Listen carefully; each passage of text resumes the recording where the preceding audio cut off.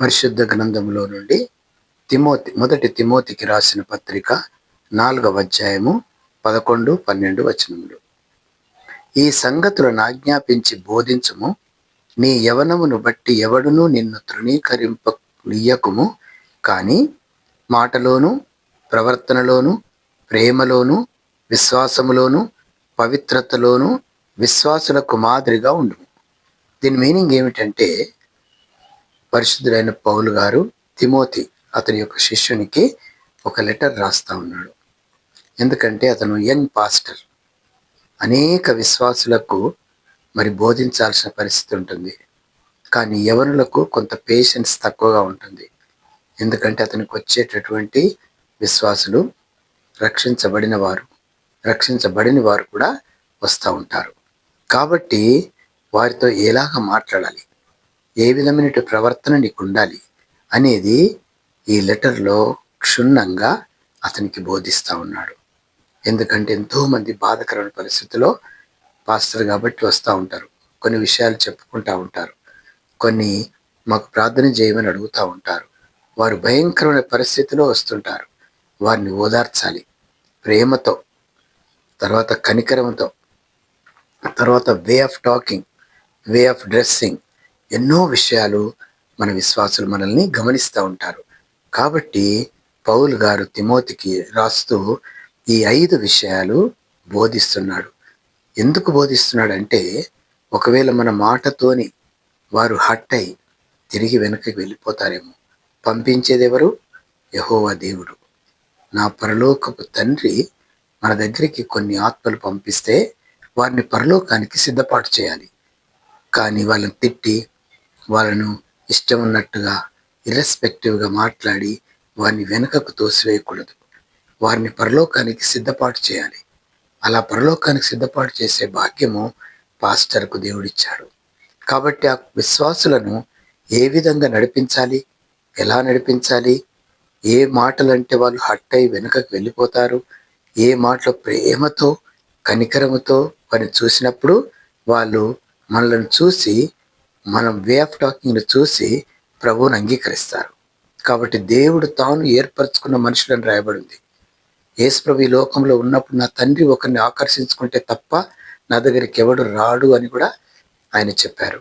కాబట్టి ఇక్కడ మాటలోను ఫస్ట్ మాట చాలా జాగ్రత్తగా ఉండాలి, దేవుని మాటలై ఉండాలి. తర్వాత పరిశుద్ధాత్మ దేవుడు మనల్ని ఆవరించినప్పుడు ఓపిక కలిగి ఉండాలి. వాళ్ళు ఎన్నో మాటలు మాట్లాడుతూ ఉంటారు, ఎన్నో వారి బాధలన్నీ మనకు చెప్పుకుంటూ ఉంటారు. కాబట్టి అప్పుడు మన ప్రవర్తన చాలా జాగ్రత్తగా ఉండాలి. మాటలోను ప్రవర్తనలోను గులుగద్దు, సనగద్దు, విసుకద్దు. వాళ్ళు ఏదో చెప్తుంటా, ఏం చెప్తున్నావు బాబు, అవంతెందుకు అని అనకూడదు. వాళ్ళు చెప్పిందంతా ఓపికగా వినాలి. వాళ్ళ ప్రాబ్లం వాళ్ళు చెప్పుకుంటూ ఉంటారు. అప్పుడు నీ లోపల ఉన్న పరిశుద్ధాత్మ దేవుడు వారిని గైడ్ చేయాలి. వాళ్ళ ప్రేమతో నడపాలి. వారి హట్ అయ్యే మాటలు మాట్లాడకూడదు. కాబట్టి మన మాట, మన ప్రవర్తన, తర్వాత ఆ మాటలో ప్రేమ కలిగి అంటున్నాడు.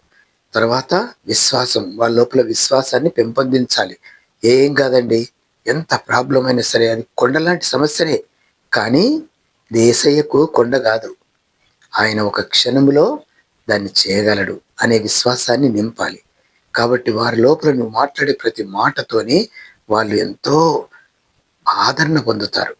కాబట్టి మన మాటలోను ప్రవర్తనలోను వాళ్ళ లోపల మనం మాట్లాడే మాటలో విశ్వాసం పెంపొందించాలి. తర్వాత పరిశుద్ధత, ఇవన్నీ ఉండాలి. పరిశుద్ధత అంటే స్నానం చేయడం కాదు. నీ మాట, నీ ప్రవర్తన, నీ యొక్క చూపు, నీ యొక్క ఆలోచన, నీ యొక్క క్రియలు అన్నీ గమనిస్తూ ఉంటారు. కొంతమంది లేడీసే వస్తారు మన దగ్గరికి. వారిని ఇష్టం ఉన్నట్టుగా మాట్లాడకూడదు. ఎంతో జాగ్రత్త కలిగి మాట్లాడి వారిని దేవుడు నీ దగ్గరికి పంపించాడని నువ్వు ముందు అనుకోవాలి. దేవుడు పంపించిన ఆత్మలను మనం పరలోకానికి సిద్ధపాటు చేయాలని అనుకోవాలి. నీ వాక్యం బాగా తెలిసి ఉండాలి. చిన్న చిన్న వాళ్ళు వస్తుంటారు, పేదవారు వస్తూ ఉంటారు, గొప్పవారు వస్తుంటారు. అందరినీ సమానంగా చూడాలి. తర్వాత వారికి మళ్ళొకసారి మీ దగ్గరికి వచ్చేటటువంటి అది కావాలి. అంతేగాని నీ మాటతోని వాళ్ళు తిరిగి వెనుకకి వెళ్ళిపోయే పరిస్థితి రాకూడదు. అలా వస్తే వాళ్ళని నువ్వు నిత్య నరకంలోనికి తోసివేసిన వాడవుతావు.